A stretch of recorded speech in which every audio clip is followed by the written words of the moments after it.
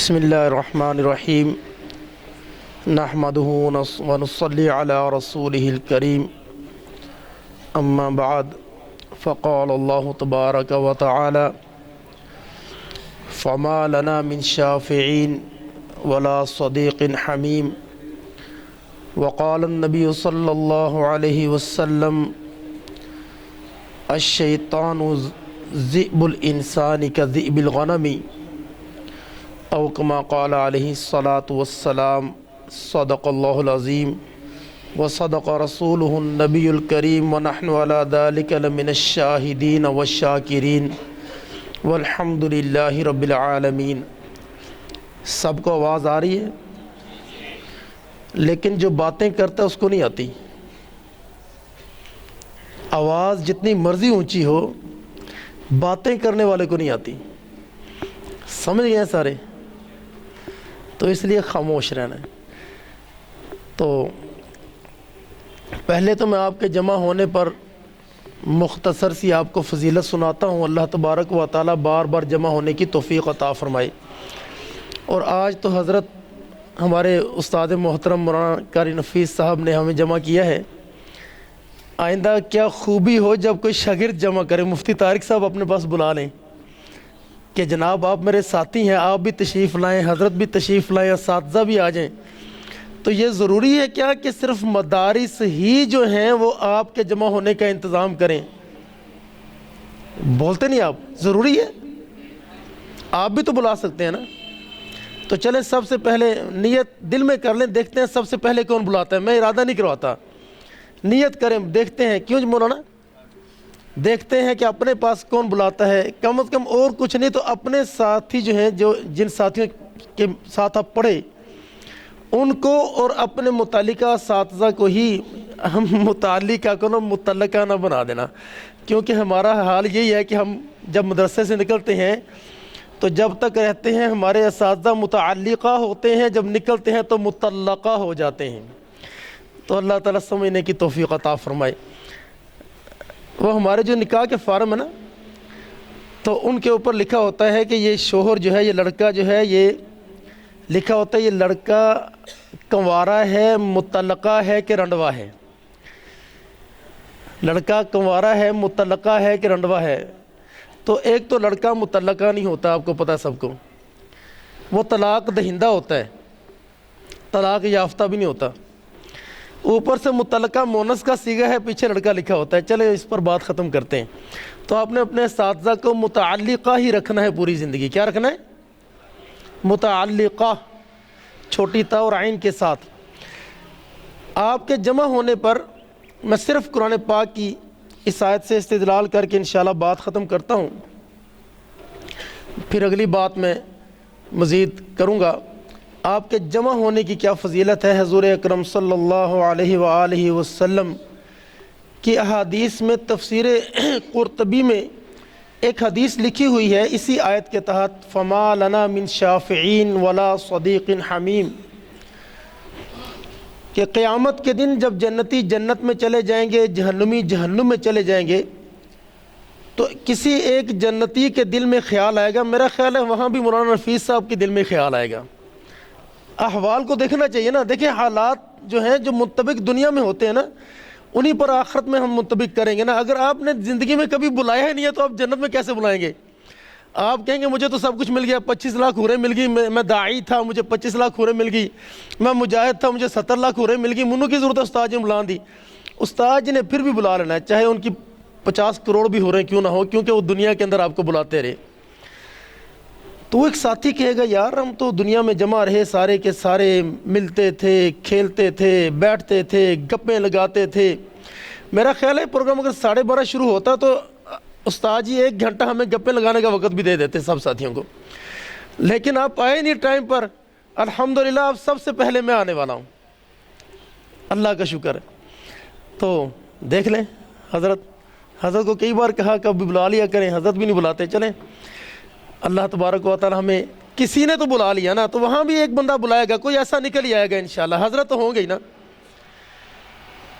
تو تفسیر قرطبی میں لکھا ہے کہ وہ جب سارے جمع ہو جائیں گے، جمع ہو کر کہیں گے کہ وہ مولوی عمران صاحب بھی آیا کرتے تھے، وہ کدھر گئے؟ وہ کہاں گئے؟ تو وہ جو خادم ہوگا نا جنت میں، جو خدام ہوں گے، ان سے پوچھیں گے یار مولانا عمران صاحب کی جنت میں آپ گئے تھے، وہاں جا کے پیغام نہیں دیا؟ ہونا کیا جی، لبھی کوئی نہیں، ملی نہیں۔ اب وہ فرشتوں سے رابطہ کریں گے، یار وہ کدھر گئے؟ وہ کہیں گے یار وہ تو بڑا نالائق تھا، ویسے ہی مولوی صاحب تعریفیں کرتے تھے، وہ تو جہنم میں گیا ہوا ہے۔ اللہ تعالیٰ ہم سب کو محفوظ رکھے۔ اب یہ سارے جمع ہو جائیں گے، یہ کہیں گے یا اللہ چلو نالائق ہی تھا تو ہمارا نا، نالائق ہی تھا تو ہمارا، تو آپ بھیج دیں۔ اللہ فرمائیں گے اچھا جاؤ پھر جہنم سے اس کو لے آؤ۔ تو وہ جو کوئی بھی ہوگا میرے جیسا نالائق، وہ ساتھی جائیں گے جہنم سے اس کو لے کر آئیں گے، اور وہاں دعوت ہوگی، بہت بڑی دعوت۔ تو وہ دعوت کا قصہ میں بعد میں بیان کرتا ہوں۔ جب یہ اس کو جہنم میں لینے کے لیے جائیں گے نا، تو وہاں کفار بھی ہوں گے۔ وہ کفار کہیں گے بھی یہ کون آگے؟ یہ تو نہ فرشتے ہیں نہ عذاب کے فرشتے ہیں، یہ تو انسان ہے، ان کا جہنم کے اندر کیا کام ہے؟ وہ کہے گا بھائی یہ میرے دنیا کے وہ نیک دوست ہیں، دنیا کے وہ نیک دوست ہیں جو جنت میں پہنچ چکے ہیں، ان کو میرا وہاں خیال آیا ہے، ان کے دل میں یہ تڑپ پیدا ہوئی کہ وہ مولوی کہاں چلا گیا، وہ ہمارا دوست کہاں چلا گیا۔ آج یہ مجھے لینے کے لیے یہاں جہنم کے اندر آگے ہیں۔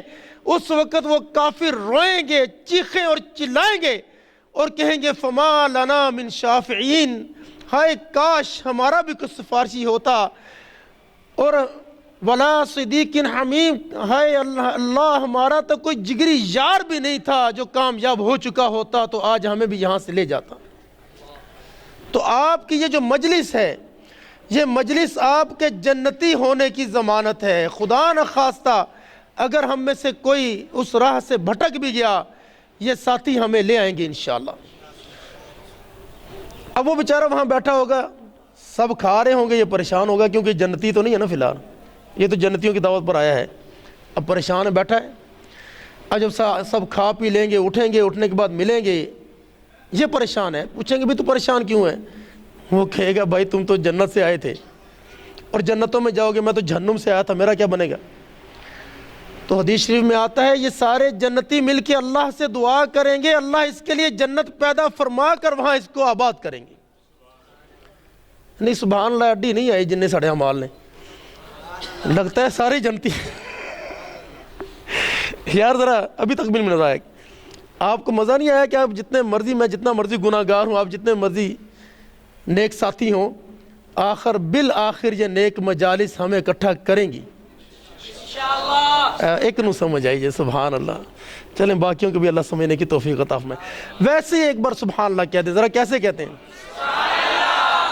دیکھیں نا ماشاءاللہ، ابھی تک بھی آسمان تک نہیں پہنچی، چلیں مسجد کے کناروں تک تو پہنچ گئی۔ تو دیکھیں تفسیر قرطبی میں یہ جو حدیث لکھی ہے، اس حدیث سے معلوم ہوتا ہے کہ یہ مجلسیں کس قدر ضروری ہیں، کس قدر ضروری ہیں، جن کا ہمیں اہتمام نہیں ہے۔ ہم اپنی بہنوں سے، بھائیوں سے، رشتہ داروں سے، عزیز اقربا سے تو ملتے ہیں، دوست احباب سے تو ملتے ہیں، لیکن کیا ہم نے ان مجالس کا اہتمام کیا جن مجالس کے بارے میں حضور اکرم صلی اللہ علیہ وسلم فرمایا لا یأکل طعامک الا تقی، کہ تیری دعوت کا کھانا متقی پرہیزگار کھائے، کوئی اور نہ کھائے؟ تو کیا ہم نے کبھی متقین کو بھی اپنے گھر میں دعوت دی کہ بھائی آپ علماء اکرام، حفاظ اکرام جو میرے ساتھ پڑھے ہو، یہ سارے کے سارے جمع ہو جاؤ؟ اس حدیث پر بھی آج حضرت مولانا نفیس صاحب نے عمل کیا۔ اللہ تبارک و تعالیٰ ان کی زندگی میں، عمر میں، جان و مال، عزت آبرو میں مزید برکتیں اور وسعتیں عطا فرمائے۔ ابھی یہاں پر ایک تیسری کرسی خالی ہے، ہمارے بزرگ محترم جو دنیا سے رخصت فرما گئے، اللہ تبارک و تعالیٰ ان کو جنت الفردوس میں جگہ عطا فرمائے۔ ہمارے مربی، ہمارے محسن، ہمارے مشفق حضرت مولانا قاری ادریس صاحب رحمۃ اللہ علیہ، یقین کیجئے وہ ہر ایک کو سکھاتے تھے، انہوں نے سکھانے کا دامن ان کا اتنا وسیع تھا، شاگرد ہو یا نہ ہو ہر ایک کو سکھاتے تھے۔ میرے پاس آتے تھے، کئی بار ہم نے ان سے امتحان دلوایا اپنے مدرسے کا، اور وہاں پر جا کر نصیحتیں بھی کرتے تھے، اساتذہ کو سمجھاتے تھے۔ میں ان کے پاس آ جاتا، مجھے کئی گھنٹے حضرت موجود ہوتے تھے، یہ حضرات وہاں پر کئی گھنٹے ایک بچے کو بلا لینا، بھی تم سبق سناؤ، دوسرے کو بلانا بھی تم تقریر سناؤ، تم 6 نمبر سناؤ، تم یہ کرو، تم وہ کرو۔ ایک ایسی لگن تھی زندگی کے آخری حصے تک، ایک ایسی لگن ان کے اندر موجود تھی کہ جو بھی آ رہا ہے سیکھ رہا ہے، جو بھی آ رہا ہے سیکھ رہا ہے۔ اور عجیب ان کا معاملہ تھا کہ ان کا اوڑھنا بچھونا ہی سیکھنا سکھانا تھا بس، حتیٰ کہ جیل میں گئے کسی وجہ سے، آپ سب کو معلوم ہے، تو وہاں بھی اللہ کا شکر ہے حافظوں کی پوری ٹیم چھوڑ کے آئے، اور ان میں سے ایک حافظ پورے پاکستان میں دوسرے نمبر پر ٹاپ کیا اس نے، وہ جیل کا قیدی تھا۔ اس قدر برکت والی زندگی، حقیقت پسندانہ زندگی، آخرت کی فکر والی زندگی انہوں نے گزاری۔ اللہ تعالی ہمیں بھی توفیق عطا فرمائے۔ دوسری ایک حدیث ہے جس کے اندر ہمارے نہ ملنے کی کچھ وجوہات بیان فرمائی گئی ہیں۔ حضور اکرم صلی اللہ علیہ وسلم نے فرمایا کہ ان الشیطان ذئب الانسان، فرمایا شیطان جو ہے یہ انسان کا بھیڑیا ہے، کذئب الغنم، جیسے بکریوں کا، بھیڑ بکریوں کا کیا ہوتا ہے، بھیڑیا ہوتا ہے، اس طرح شیطان بھی انسان کا بھیڑیا ہے۔ یأخذ الشاذ والقاصیۃ والناحیہ، یہ تین قسم کی بکریوں کو اچک کے لے جاتا ہے۔ اب ہم نے دیکھنا ہے ہم کون سی بکری ہیں اس میں سے، ہم اس میں سے کون سی بکری ہیں۔ شاذہ وہ بکری ہوتی ہے جو نفرت کی بنیاد پر اپنے گلے کو چھوڑ دیتی ہے، الگ ہو جاتی ہے۔ الحمدللہ آپ میں سے کوئی بھی ایسا نہیں، ہم بھی محبت سے ایک بار کہا تو آگے حضرات آگے، اللہ تبارک و تعالی سب کو مزید ترقی عطا فرمائے۔ شکر الحمدللہ، اس پر سب کہیں الحمدللہ کہ ہم میں سے کوئی ایک بھی علماء سے، اپنے مدارس سے، اپنے اساتذہ سے متنفر نہیں ہے، نفرت کی بنا پر نہیں چھوڑا ہوا۔ دوسری ہے قاصیہ، یہ قاصیہ وہ بکری ہے جو نفع لینے کے لیے اپنے لشکر سے ہٹ جاتی ہے، نفرت نہیں ہوتی اس کے دل کے اندر، لالچ ہوتی ہے، اس کو کہیں دور گھاس نظر آتا ہے سرسبز شاداب، وہ نکل جاتی ہے، چرنا شروع ہو جاتی ہے، اپنے لشکر کو چھوڑ دیتی ہے، جو گلہ بان ہوتا ہے اس کی توجہ ہٹ جاتی ہے، بھیڑیا آتا ہے اچک کے لے جاتا ہے۔ تو کچھ ساتھی تو اپنے اساتذہ سے بار بار نہیں ملتے، دنیاوی مصروفیات کی بنا پر، تو وہ قاصیہ ہیں، دنیا کی رنگینیوں کے اندر کھوئے ہوئے ہیں بیچارے، اور ان کو پتہ نہیں ہے کہ ان کو شیطان وہیں سے اچک کر لے جائے گا۔ کیوں؟ اس لیے کہ حضور اکرم صلی اللہ علیہ وسلم فرمایا کہ شیطان کا بھیڑیا انسان ہے جیسے بھیڑ بکریوں کا بھیڑیا ہوتا ہے۔ یہ قاصیہ کو، یہ ایسی بکری کو، جو بکری اپنی دنیاوی لذات کی وجہ سے اپنے دوستوں سے نفرت نہیں ہے، اس کو یاد بھی آتے ہیں اور بار بار دل بھی کرتا ہے ملوں، لیکن وہ ان کے پاس اس لیے نہیں آتی کہ میں دنیا جو میری ہے مجھ سے کھو نہ جائے، چھن نہ جائے، اس لیے وہ، تو اس میں امام راضی رحمۃ اللہ علیہ کا آپ نے سنا ہوگا، ان کو سمجھ نہیں آئی تھی تو انہوں نے تصوف کو قبول نہیں کیا، جب قبول نہیں کیا تو موت کے وقت پھر بھی دوست کام آ گیا۔ یہ واقعہ آپ سب سنا ہوا ہے، اللہ تبارک و تعالی ہمیں سمجھنے کی توفیق عطا فرمائے کہ امام راضی رحمۃ اللہ نے اپنی عقلیات کو ترجیح دی۔ موت کے وقت شیطان آ گیا، اس نے پوچھا جی اللہ کتنے ہیں، اس نے اللہ کے وجود پر دلیل دو، انہوں نے ایک دلیل دی، اس نے توڑی، دوسری، تیسری، چوتھی، پانچویں، چھٹی، 100 دلیلیں امام راضی رحمۃ اللہ علیہ نے شیطان کو دیں، 100 کی 100 دلیلیں اس نے توڑ دیں۔ امام راضی رحمۃ اللہ علیہ پریشان ہو گئے، نزع کا عالم ہے، کہیں میں بے ایمان ہو کے مر نہ جاؤں۔ اس وقت ان کے شیخ کو اللہ نے ان کی حالت کو منکشف کیا، دیکھا شیطان سامنے کھڑا ہے، مناظرہ چل رہا ہے، ہاتھ میں پانی لیا، وضو کر رہے تھے دریا کے کنارے پر، ایسے چھینٹا مارا پانی کا، اللہ نے اپنی قدرت سے امام راضی رحمۃ اللہ علیہ کے منہ تک پہنچایا اور فرمایا راضی شیطان سے کہہ میں اللہ کو بلا دلیل ایک مانتا ہوں، میں اللہ کو، یہ ہے جو اچھے لوگ ہیں ان کی صحبت کہ وہ قاصیہ تھے، وہ دنیا کے علوم، یہ نا علم جو ہے نا، علم یہ حجاب ہے، یہ بات یاد رکھیے گا۔ آپ سمجھتے ہیں کہ ہم تدریس کر رہے ہیں، مدرس ہیں، دنیا بھی حجاب ہے، علم بھی حجاب ہے، یہ بات یاد رکھیے گا۔ آپ کہیں گے تو مولوی صاحب تفرد کا فتویٰ نہ لگانا، بھائی مفتی صاحب بیٹھے ہوئے، تفرد نہیں ہے، حقیقت ہے، علم حجاب ہے۔ آپ کہیں گے جی کیسے حجاب ہے؟ میں بتاتا ہوں۔ اللہ تبارک و تعالی نے حضور اکرم صلی اللہ علیہ وسلم کی بعثت کے 4 مقاصد بیان فرمائے ہیں۔ سب سے پہلا کیا؟ یتلو علیہم آیاتہ وَيُعَلِّمُهُمُ الْكِتَابَ وَالْحِکْمَةَ۔ غلطی نہیں نکالی آپ نے، یہ غلطی ہے نا ہماری، حجاب ہے کہ نہیں ہے؟ نہیں سمجھے آپ؟ دوبارہ میں سمجھاتا ہوں۔ یتلو علیہم آیاتہ، وہ قرآن پڑھائیں گے، تلاوت قرآن کریں گے، یعلمہم الکتاب والحکمہ، کتاب کی تعلیم بھی دیں گے، سنت کی تعلیم بھی دیں گے، وَيُزَكِّيهِمْ، درمیان میں اللہ دوسرے نمبر پر لے کر آئے ہیں، ابراہیم علیہ السلام کی دعا میں چوتھے نمبر پر تھا، یہاں دوسرے نمبر پر ہے آج تزکیہ قلوب نہ مولوی کرا رہا ہے، نہ حافظ کروا رہا ہے، نہ طالب علم کروا رہا ہے، بلکہ مدارس کے اندر جن طلباء کی اس طرف توجہ ہوتی ہے اس کو صوفی کہہ کے چھیڑا بھی جاتا ہے۔ تو آپ بتائیں یہ حجاب ہے کہ نہیں؟ کہ ایک انسان پڑھنے پڑھانے میں اتنا مگن ہے کہ اپنی آخرت کی فکر نہیں ہے، کسی اللہ والے کی صحبت میں بیٹھنے کے لیے تیار نہیں ہے، اٹھ کر اپنی درس گاہ سے کسی اللہ والے کے قدموں میں بیٹھنے کے لیے اس کے پاس وقت نہیں ہے۔ یار توجہ میری طرف رکھیں ذرا۔ تو آپ بتائیں یہ پڑھائی حجاب بنی کہ نہ بنی؟ اس پر میں مزید کلام نہیں کرنا چاہتا، اگر آپ نے کلام پڑھنی ہے تو شیخ الحدیث رحمۃ اللہ علیہ کی موت کے وقت کی کیفیت پڑھ لیں۔ ایک کو پوچھا بھائی تم کون ہو؟ اس نے کہا ڈاکٹر ہوں، فرمایا کچھ بھی نہیں۔ دوسرے کو پوچھا کون ہو؟ کہتا جی میں فلاں افسر ہوں، کچھ بھی نہیں، کچھ بھی نہیں۔ حتیٰ کہ ایک شخص بیٹھے تھے بزرگ اللہ والے بھی، کیا ہو؟ اس نے کہا میں حدیث پڑھاتا ہوں۔ فرمایا کچھ بھی نہیں ہے، اگر اللہ کا تعلق حاصل نہیں ہے تو شیخ الحدیث بھی کچھ بھی نہیں۔ اسی لیے ہمارے حضرت مولانا صوفی سرور صاحب رحمۃ اللہ علیہ فرمایا کرتے تھے عین ممکن ہے نورانی قاعدہ پڑھانے والا جنت میں چلا جائے، شیخ الحدیث کل قیامت کو جہنم میں چلا جائے، اس لیے کہ اپنی اصلاح کی فکر نہیں کی۔ بھئی اپنی اصلاح گھر میں بیٹھ کر تو نہیں ہونی، اللہ والوں کے پاس آئیں گے، ان بزرگوں کے پاس آئیں گے، اساتذہ کے پاس آئیں گے، ان سے مشورے لیں گے، ان سے بات چیت شیئر کریں گے، ان کو کچھ بتائیں گے، کچھ سنیں گے تو اصلاح ہوگی نا، گھر بیٹھے تو نہیں ہوگی۔ تو فرمایا دوسری وہ بکری ہے قاصیہ جو سبزے کی طلب کی بنیاد پر اپنے لشکر سے ہٹی ہے، اس کو اپنے لشکر سے نفرت نہیں ہے۔ ممکن ہے مجھ میں آپ میں سے کئی ساتھی ایسے ہوں جو دنیاوی مشاغل کی وجہ سے اپنے اساتذہ سے، اپنے دوستوں سے، بزرگوں سے نہیں ملتے۔ میں نے ایک ساتھی کو پوچھا، میں نے کہا آپ کن کے بیعت ہیں؟ کہنے لگے جی میں فلاں حضرت کا بیعت ہوں۔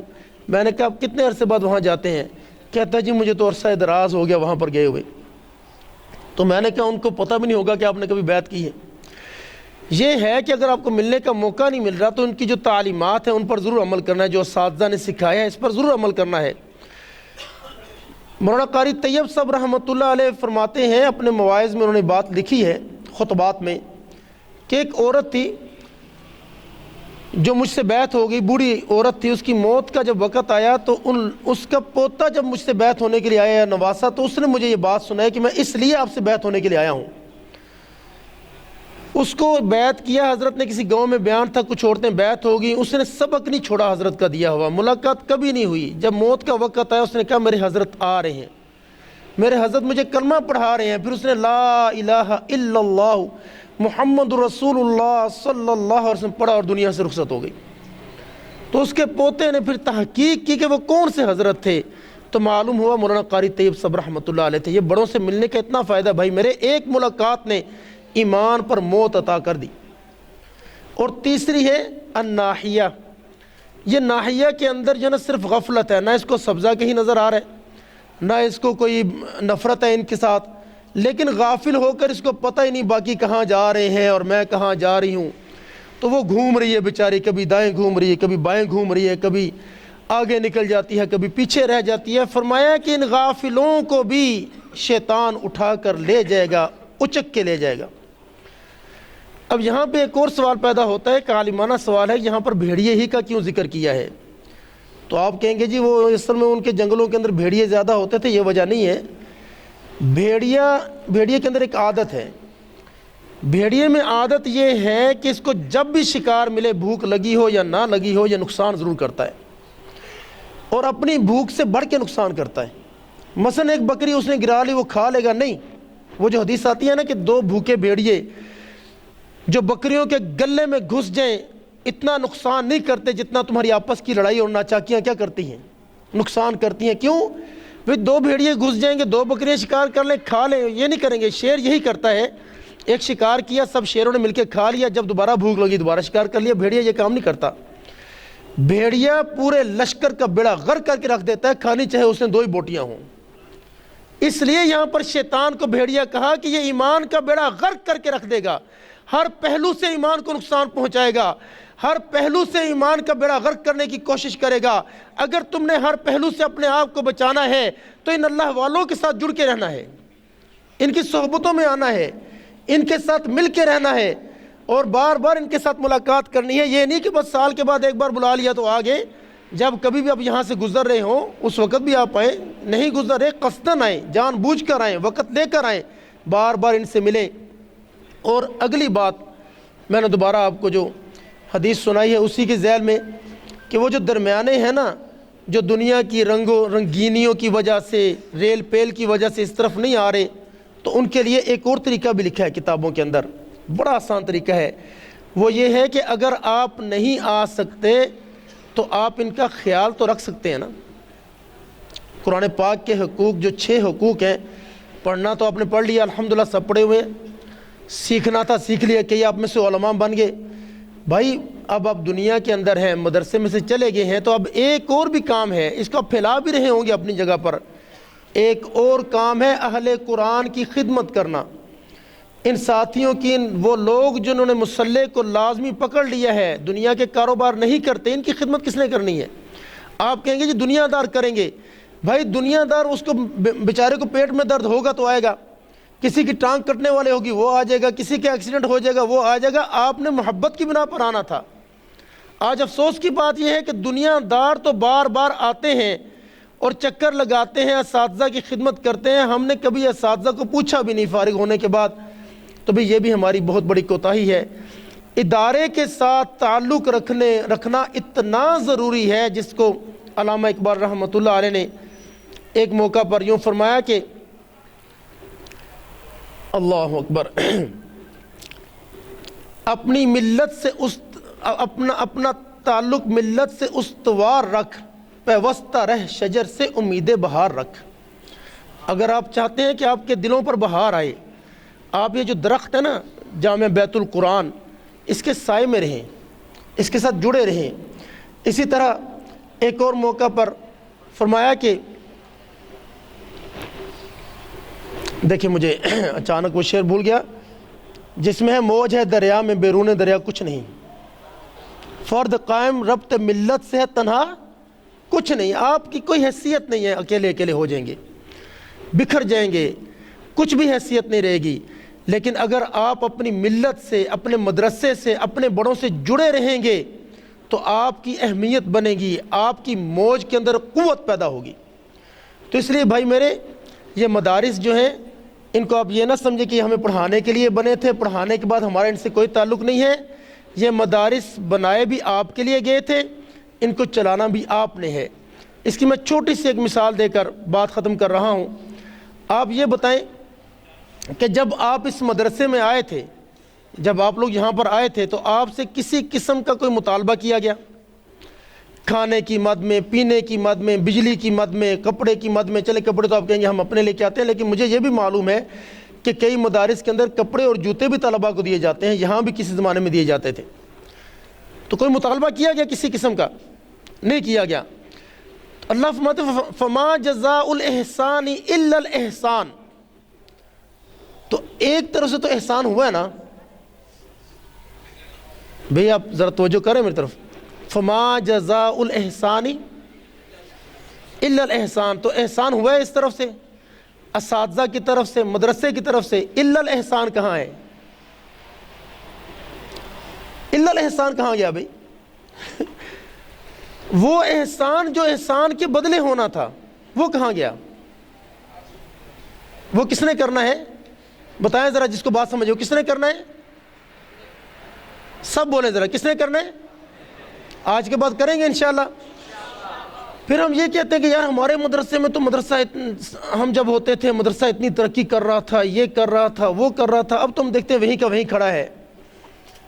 بھئی آپ سب جب دست و بازو بنیں گے، آ کر اپنے مشورے دیں گے، طریقے بتائیں گے، خود بھی طریقے سیکھیں گے، اس مدرسے کو پر لگ جائیں گے۔ جامعۃ الرشید کو جامعۃ الرشید کس نے بنایا ہے؟ ان کے طلباء نے بنایا ہے۔ امام ابو حنیفہ رحمۃ اللہ علیہ کو ابو حنیفہ کس نے بنایا ہے؟ ان کے طلباء نے بنایا ہے۔ امام شافعی بنے اپنے طلباء کی وجہ سے بنے۔ امام بخاری کو آج امام بخاری کہا جاتا ہے، ان کے طلباء کی وجہ سے کہا جاتا ہے۔ تو کیا بات ہے کہ بیت القرآن کو بیت القرآن آپ کی وجہ سے کہا جاتا ہے، لیکن کیا آپ بیت القرآن کے لیے اپنی زندگی کے لیے اندر کوئی وقت نکال رہے ہیں؟ ہمارا جو سب سے پہلا حق ہے، جن ساتھیوں کے پاس مدارس نہیں ہیں، وہ اپنے بچوں کو یہاں بھیجیں. اللہ کا شکر ہے مولانا کو پتہ ہے میرے بھانجے بھی یہاں پڑھے, میں نے بیٹے بھی اپنے داخل کروائے, میں نے اپنے دوستوں کو بھیجتا ہوں. میں نے نہیں چھوڑا, نہ اس کے مدرسے کا دامن چھوڑا, نہ جامعۃ المرزور کا دامن چھوڑا. میں نے وہاں بھی ہر سال میں کوئی نہ کوئی بچہ داخل کرنے کے لیے وہاں بھی بھیج دیتا ہوں, کچھ کو یہاں بھیج دیتا ہوں. ہر سال میری روٹین ہے. کیا آپ بھیج رہے ہیں؟ ماشاءاللہ, جس نے جی کہا اللہ تعالیٰ اس کو جزائے خیر عطا فرمائے. تو آپ نے سب سے پہلے تو یہاں بچے بھیجنے ہیں, اور دیکھیں آپ کے اعتماد پر جو بچہ آئے گا نا, اس کو یہاں پر رہنے کے لیے, یہاں پر پڑھنے کے لیے, اس سے بڑی کوئی گارنٹی نہیں چاہیے کہ اس کو اس کے محلے کے مولوی صاحب نے بھیجا ہے. بھئی پاکستان سے دارالعلوم دیوبند لوگ جاتے تھے, کیوں جاتے تھے؟ جامعہ اشرفیہ میں حضرت مولانا اکرم کاشمیری صاحب نے ہمیں بتایا کہ 1965 میں ایک لڑکا یا 67 میں ایک لڑکا پڑھنے کے لیے آیا انٹارکٹیکا سے. کہاں سے؟ انٹارکٹیکا نام سنا آپ نے؟ دنیا کا سب سے سرد ترین بر اعظم. تو فرمایا کہ ہم نے اس سے پوچھا کہ تو وہاں سے کیسے آ گیا, تجھے کس نے بھیجا, تجھے کس نے جامعہ اشرفیہ کا بتایا, تجھے کس نے پاکستان کا بتایا؟ اس نے کہا ہمارے علاقے میں ایک مسجد ہے, اس مسجد کے جو امام ہے جامعہ اشرفیہ کے پڑھے ہوئے ہیں. تو جامعہ اشرفیہ میں اس سال 830 بچوں نے دورہ حدیث کیا. جامعہ اشرفیہ کو جامعہ اشرفیہ ان لوگوں نے بنایا جو وہاں پڑھے ہوئے ہیں. جامعہ بیت القرآن رحیمیہ کو جامعہ بیت القرآن رحیمیہ وہ بنائیں گے جو یہاں کے پڑھے ہوئے ہیں, فیض یافتہ ہیں. آج آپ کہیں گے جناب یہاں پر تو کھانے درست نہیں ہے. بھئی ہمارے پاس, ہمیں معلوم ہے کہ ہمارے پاس ایک اچھا بورچی رکھنے کے لیے استعداد نہیں ہے. اساتذہ کی تنخواہیں دینا ہمیں معلوم ہے کس طرح ہم مشکل سے پوری کر رہے ہیں. جب آپ ہمارے دست و بازو بنیں گے, اور جب ہمیں پتہ ہوگا کہ الحمدللہ اب اس قدر ہمارے پاس طاقت ہے, وسعت ہے, ہمارے جو اساتذہ نہیں متقی ہوتے ہیں, پرہیزگار ہوتے ہیں, ان کو دنیا کی لالچ نہیں ہوتی. اللہ گواہ ہے آج کے دور میں 10 15 20 ہزار لے کے گزارا کر لیتے ہیں, بورچی نہیں لے گا. میری باتیں آپ سمجھیں, غور کریں. تو بھئی اس کا انتظام کس نے کرنا ہے؟ یہ فضلاء جب ملیں گے, ایک اور ایک دو نہیں ہوتے 11 ہوتے ہیں. جب آپ آئیں گے, میدان عمل میں آئیں گے, اس شجر سے آ کر جڑیں گے, اللہ تبارک و تعالی اس شجر میں بھی بہاریں پیدا کرے گا, آپ کی زندگی کے اندر بھی بہاریں پیدا کرے گا. تو بھائی مختصر سا, میں نے اس لیے وقت مزید بات نہیں کروں گا, ٹائم تھوڑا ہے. بس آپ سب سے اتنی درخواست ہے کہ ایک تو یہ کہ جس طرح حضرت نے آج یہاں پر آپ کو بلایا ہے, یہ رمضان کا مہینہ آ رہا ہے, آپ سمجھیں مجھے حضرت نے جو کہا تھا میں نے وہ کہہ دیا ہوا ہے. اب میں اپنی طرف سے بات کر رہا ہوں. اس رمضان کے مہینے میں خاص طور پر وہ ساتھی جن کے اپنے مدارس نہیں ہیں, جو دنیا کے کاموں میں لگے ہوئے ہیں, یا دین کا ایسا کام کر رہے ہیں جس میں دنیا بھی ساتھ چل رہی ہے, آن لائن کا کام کر رہے ہیں, کچھ بھی کام کر رہے ہیں, سب سے پہلے میں ان سے گزارش کروں گا کہ آپ کے جتنے بھی احباب, دوست احباب, جاننے والے, محلے والے, آپ کے سکول کالج کے ساتھی, آپ کی دکانوں کے ساتھ دائیں بائیں دکانوں والے, آپ ان سے کہیں کہ ہماری زکوٰۃ اس دفعہ جامعہ بیت القرآن رحیمیہ میں جانی چاہیے. پہلا کام تو یہ ہے. دوسری بات, آپ اپنے طور پر ہر مہینے صرف 500 روپے, آپ کتنے حضرات ہیں مجھے نہیں معلوم, حضرت نے دستخط کروائے سب ساتھیوں سے؟ کروائے نا؟ کتنے ساتھی ہیں یہ؟ 150 تو ہوں گے نا؟ ہاں جی. آپ میں سے ہر بندہ اگر 1000 روپیہ مہینے کا بھیجے, اور کچھ مشکل نہیں ہے, بجلی کا بل نہیں آپ لوگ دیتے ہیں نا, گیس کا بل دیتے ہیں, کون سا بندہ ایسا ہے جو 1000 روپے سے کم موبائل کا پیکج لگاتا ہوگا؟ کون سا بندہ ایسا ہے جو 300-400 روپے جو ہے نا گھروں کے اندر ہو, کیبل کی فیس 500 ہوگی شاید, مجھے نہیں پتا, بھرتا نہیں ہے. ہم ٹیلی فون کے اخراجات, کیا ٹیلی فون فرض واجب ہے؟ پورے گھر میں ایک بھی ہو سکتا ہے نا, ہمارے گھروں میں 4-4 5-5 ٹیلی فون ہوتے ہیں. کیوں؟ 1000 روپے آپ سب دیں تو 1.5 لاکھ روپے مدرسے کو آتا ہے ماہانہ. 500 روپے آپ سب دیں تو 75,000 روپے آتا ہے. پھر آپ دیکھیے گا انشاءاللہ العزیز, پھر آپ جن ساتھیوں کو کہیے گا, دوست احباب کو, اچھا آپ کو پتہ ہے 500 کا کیا معنی ہے؟ میں بات ختم کر رہا ہوں لیکن اللہ دل میں ڈال رہا ہے, میں کیا کروں. 500 کا کیا مطلب ہے پتہ آپ کو؟ کیا ہمارے بچے دن کے 20 روپے کھاتے ہیں؟ نہیں, 20 روپے کسی کا بچہ بھی نہیں کھاتا. کتنے کھاتے ہوں گے؟ کم از کم 50 روپے کھاتے ہوں گے. مہینے کا کتنا بنتا ہے؟ 1500 بنتا ہے ایک بچے کا. اس مدرسے کو ایک بچہ بنا لیں اپنا, آپ کہیں گے ہم تو یہاں پڑھے ہوئے ہیں، چلو خیر ہے کوئی بات نہیں، میری اصطلاح غلط صحیح، ایک بچہ اس کو بنا لیں، میں 50 کا مطالبہ نہیں کرتا، 20 کا مطالبہ کرتا ہوں، 600 روپے بنتے ہیں، چھٹیاں نکال دیں 500 بنتے ہیں، مشکل ہے بھئی؟ مشکل ہے کہ آسان ہے؟ آسان ہے، جو کرے گا اس کے لیے۔ بس آخر میں ایک بات ختم کر رہا ہوں، حضرت مفتی شفیع صاحب رحمۃ اللہ علیہ نے ایک بات لکھی ہے، بڑی عجیب بات لکھی ہے، کہ انہوں نے تھیلیاں بنائی تھی، تھیلیاں، یہ صدقہ خیرات کی تھیلی ہے، یہ حج کی تھیلی ہے، یہ عمرے کی تھیلی ہے، یہ کتابیں جو تصنیف کرنی ان کی تھیلی ہے، یہ مدرسے کے استادوں کی تھیلی ہے۔ جہاں سے پیسے آتے تھے نا تو حضرت برابر تقسیم کر دیتے تھے، اپنی آمدن کے جتنے پیسے آتے، وہ جو صدقہ خیرات والی تھی، زکوٰۃ والی تھی، مدرسے والی تھی، حج والی، عمرے والی، سب میں تقسیم کر دیتے تھے، اور فرماتے تھے کہ میرے دل میں داعیہ جب پیدا ہوتا ہے کہ میں نے حج کرنا ہے، میں حج والی تھیلی کھولتا ہوں، اللہ مجھے پورے حج کے پیسے عطا فرما دیتے ہیں۔ بس تھیلیاں بنا لو بھائی میرے، ایک تھیلی کے اوپر کیا لکھ دو؟ جامعہ، بیت القرآن، رحیمیہ، اور اس میں اچھا ایک عورت تھی انگریز، تو وہ کیا کرتی تھی؟ مسلمان تھی، انگریز تھی، مسلمان تھی، وہ روپے اور پیسے اور سکے الگ کر، سینٹ ہوتا ہے نا ڈالر کا، وہ الگ کر لیتی تھی، اور وہ سینٹوں کی بوریاں بھر لیتی تھی، اور اس کو نہیں پتہ ہوتا تھا کتنے ہیں کتنے نہیں ہیں، اور وہ سارے کے سارے سینٹ جو بھی پاکستان وغیرہ کہیں سے کوئی مدرسے والے آتے تھے ایک ایک بوری اٹھواتی رہتی تھی سال کے بعد۔ تو ایک دن ہمارے ایک دوست ہیں، ان کو میں نے پوچھا اس میں سے کتنے ڈالر نکلے تھے؟ کہتے ہیں اس میں سے 25,000 ڈالر نکلے تھے، سینٹ ہم نے جمع کیے نا، ایک بوری میں سے 25,000 ڈالر نکلے تھے۔ تو بوریاں بنا لو یار، کچھ نہیں ہوتا، مدرسے کے نام کی ایک بوری، جتنی ریزگاری جیب میں ٹھیپے ہونا سارے کے سارے اس میں ڈال دیا کریں۔ تو اللہ تبارک و تعالیٰ جو کہنا تھا، جو کہا ہے، اللہ تبارک و تعالیٰ اس پر عمل کرنے کی توفیق عطا فرمائے، اور ایسی مجالس سال میں کم از کم ایک بار تو یہاں پہ ہونی چاہیے، آپ سال کے دوران اس کا اہتمام کریں۔ اللہ تعالیٰ مجھے آپ کو سب کو عمل کرنے کی توفیق عطا فرمائے۔ وآخر دعوانا ان الحمد للہ رب العالمین۔